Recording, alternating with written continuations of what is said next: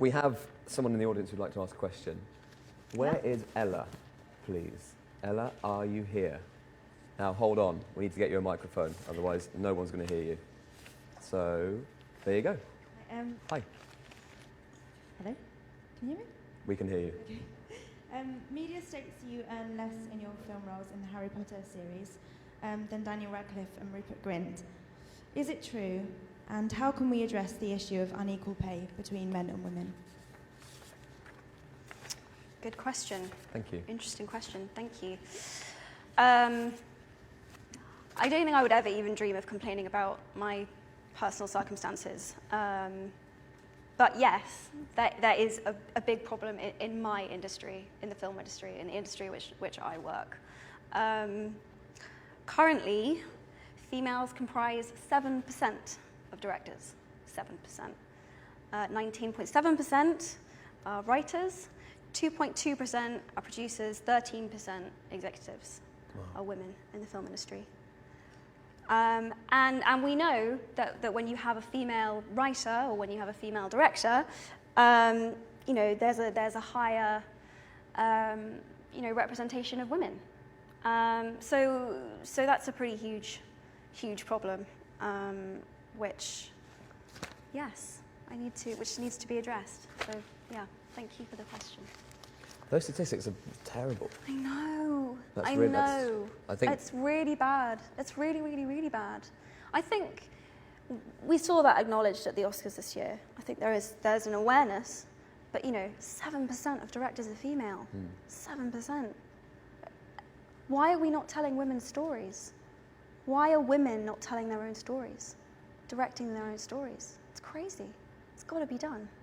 So where does that start? Is it? I mean, obviously, he for she is very much men and women standing together, working together to become, for it to become a normal thing that everyone is equal. So where does it begin in tackling it in a thing like the film industry? How do you start that? There have been moments when I've struggled with it in my own life as a woman, which is, for some reason, women are still in a place where we feel like we need to be given permission. Like we need permission to be our full selves, to use our full voice, to want to lead, and I think that has to change with encouragement and role models and just changing that mindset. A lot of the comments that I read on your Facebook page were from a new generation of activists, I suppose. So you're young fans who have grown up watching you and been a fan of yours for many years, and they are a new generation. It makes me so happy to hear you calling my fans like activists. It's so cool. They're because activists. It's true. They are. Yeah, they are. They are. They're a wonderful, powerful army, really. Seriously. But that can galvanise so many different types of people as well. So a lot of the comments were sort of saying, "Okay, I'm on board. Yeah. Now what? What do you want me to do? Give me some instructions." Give me some instructions. So if there's boys and girls watching this right now, back to school tomorrow. Yeah. What are the things that they can do? Are they shouting about things? Are they saying you shouldn't really talk about women that way? What are the things that they could do? The simple, everyday things. Gosh. Well, it's I think people feel intimidated because they feel like they have to come up with like some grand, huge scheme that, it's not as complicated or intimidating as that. Actually, it's everyday, it's individuals, it's on a case-by-case basis, taking action, just doing something. Whether it's speaking up, whether it's, just trying to change the way that someone else thinks about the issues. It can be done in so many different ways, and the stories that I've been getting are a testament to that.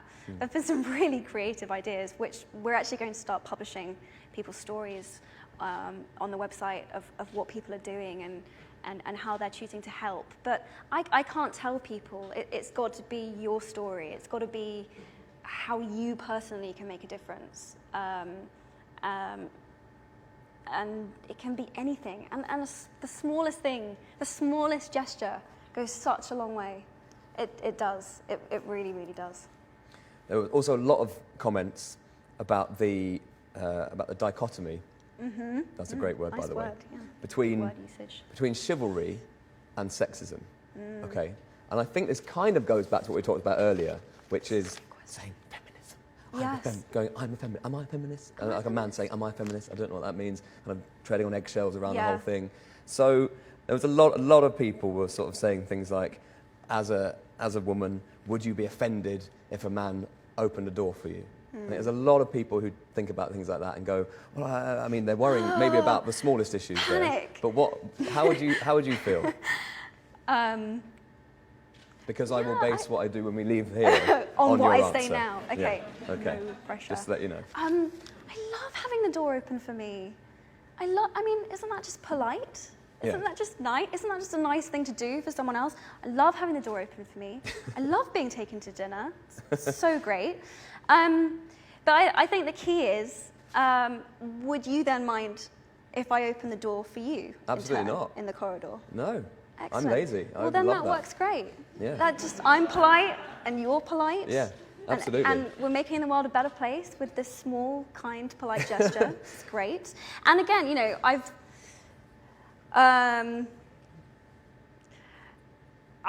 actually took a man out for dinner and I chose the restaurant and I offered to pay. And it was really awkward and uncomfortable. I'm just going to say that. It was not going down well. Really? Not because, actually, I'm sure he would say he was a feminist, but he was just like, oh, this is a bit, I'm not really sure about this. It's making him feel a bit touchy. But the cool thing about it was that we were both willing to have the conversation about why it was awkward or why it was uncomfortable or you know, like, you know, we were able to have this dialogue where I was like, well, it's okay. I chose the restaurant because it's my favorite restaurant and I would love to pay, but next time you choose the place and you pay or whatever it is. You're going to split it or whatever makes you each feel comfortable. Yeah. But it's just, I think the key is like chivalry should be consensual. Both parties should be feeling good about that. And I think it's just a problem when people expect things to be a certain way, to follow a certain status quo. And it's awkward and it's messy and we're in transition right now and everyone doesn't really feel like they know what to do, but it's okay. Just be willing to have that awkward conversation. It does come out okay in the end. It does. It really does. Also, Nando's is quite cheap, so you're probably fine. Yeah. So I like Nando's. Yeah. So I think we've covered that one. Yeah, I think we're good on that. Yeah. Politeness is great. I love politeness. But it's just politeness between chivalry. Two humans, right? Yeah. So that's the thing. Yes, that's the key. I would equally open the door for a man, and I would, you know, Equally that's open fine. it for Just a be woman. polite. I've been brought up well by my mother, and she would Yes. say, And "Open the door for someone. Hold the door open for someone." This is key, and I would do the same.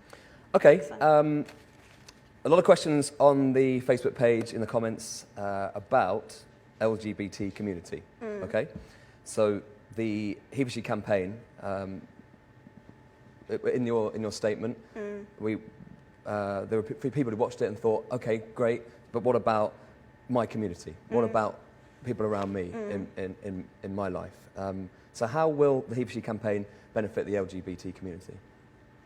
Okay, really good question, really important question.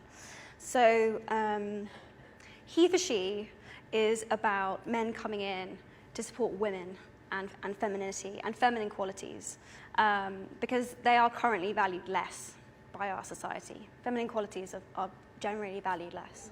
And I think femininity needs to be embraced wherever it's found, whether it be found in a man, whether it be found in a woman, whether it be found in a gender non-conforming person. Wherever it's found, we need to be embracing it. I'm also against racism and homophobia and classism and ableism and xenophobia and all of it. I mean, my specific mandate is to advocate for women and girls. I'm a UN Goodwill Ambassador for Women. So, you know, I'm here to do that. But I also understand that these oppressions are interlocking, mutually reinforcing, and that intersectionality is a really important word here. And we just need to be supporting each other, definitely. 100%. And I hope the LGBT community does feel included and does feel that this is their movement, because it is. It definitely is.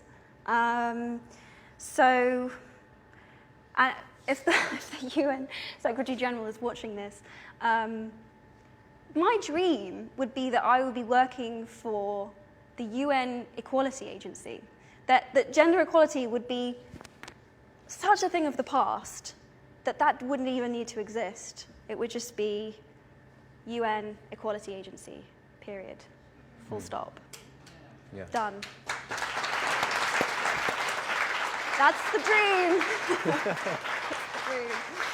That is the dream. There was a question that just flashed up a minute ago, actually, up here, which was, I don't know where, it's gone now. Oh. It's gone. But it was, there it is. Oh.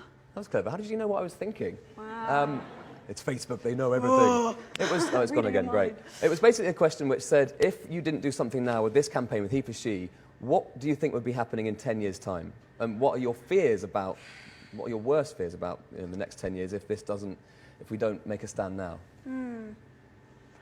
I think, for some reason, we have this view, it's like, women have the vote in this country, you know, we're doing all right. This isn't, there's a lack of a sense of urgency around this issue. And also, people not really understanding what a huge impact this issue has all over the world. I think it's probably one of the biggest contributors to poverty, to violence, to discrimination. It hinders development, progress, all over the world. And you know, just for example, I was reading The Guardian this morning. As reported in The Guardian this morning, 85,000 women are raped in the UK a year. 85,000, that's where we're at. 16% gender pay gap. Parliament, 77% male. I mean, just tell me there isn't a problem here. Just tell me there isn't a problem. It just doesn't make sense to me that we're so not there yet. The UK ranked 56th in the world for female political representation. We hopefully should move up to 36th in May, but it's still embarrassing. I mean, we're meant to be one of the biggest, most progressive democracies in the world. We should be at the forefront of this. We should be leading the way, and we're straggling behind. We're not. It's just sort of stagnating for some reason, and you know. Those figures again are ridiculous. I know. Why has just it got like that? This morning those came out. But do you think it's got like that because, like you said, oh, women have got the vote, it's fine. Yeah. Like, so that was quite a while ago. Yeah, I think they think that gender inequality is, you know, I don't know what they think. It's definitely a problem. It's definitely a problem now. And this is why there's something that came up.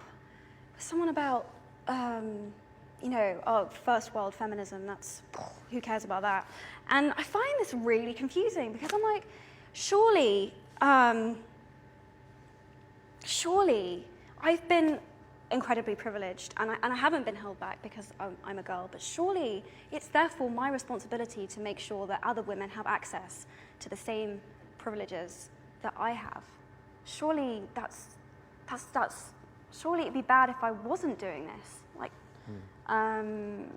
you know, making sure that what I've been lucky enough to receive in my life is extended outwards. So yeah, crazy figures, really upsetting figures. I wanted to address, I think we kind of covered this, but I wanted to address it because it was talked about a lot on your Facebook page. But obviously it generated a lot of conversation when you did the UN speech. It was something crazy like 1.2 billion social media conversations. I mean, that's great. That's a great start. A lot of people were, well, not a lot, but there was a lot of criticism from about the role of women in the movement. Okay, so that was kind of, all right, well, is this a man's club type thing? Is this men saving women? But I think it's very important that that's not the message from this campaign at all. No, No, it's not about men saving women, and I think it's a misunderstanding. I think women are already in the club. We're already in the club, and because it's our movement. It's our movement. It's not a men's club. It's an equality club for both genders. It's an equality club for both genders. It's about men coming in support of women and women coming in support of men. It's both of those things. And Gloria Steinem actually, so cool. Gloria Steinem gave a speech last week at a He for She event in New York. Surreal and amazing. And she used this really beautiful, kind of amazing metaphor. She said that the human race is like a bird, and it needs both of its wings to be able to fly. And at the moment, one of its wings is clipped, and we're never, ever, ever going to be able to fly as high unless you know, we're both in support of each other. That's it. I mean, we created He for She specifically at UN Women because we wanted to create a space where men felt that they were able to express what gender inequality was like for them, because we knew that historically, you know, they hadn't been given that space, they hadn't been given that safe space. But we want them to be part of the solution and the conversation, and we want them to be taking action with us, and we want to do it together. Yeah. Well, I feel like that's a good moment to say, get yourself onto the website and pledge your allegiance, really, isn't it? Please pledge your allegiance. There's lots of you saying that you support it, but go and it takes 2 seconds, I promise. I hate filling in online forms. I get it, it's so boring and annoying. But you literally just type in your name, and then you tick a box, and it's 10 seconds. But it would be really cool if we could have more people. And that's heforshe.org. And actually, sorry, it's not. It's a it's a commitment. That's what it is. You go on the website and you make your commitment. Please, if you're a man and you believe in equality and you're one of those cool male feminists that I've been meeting recently, go and put your name on our website, heforshe.org. I'm a male feminist, but I'm not particularly cool, but that still counts. That's fine. Right? Okay, sure. That's fine. Uncool men are welcome too. Okay, we love great. you too.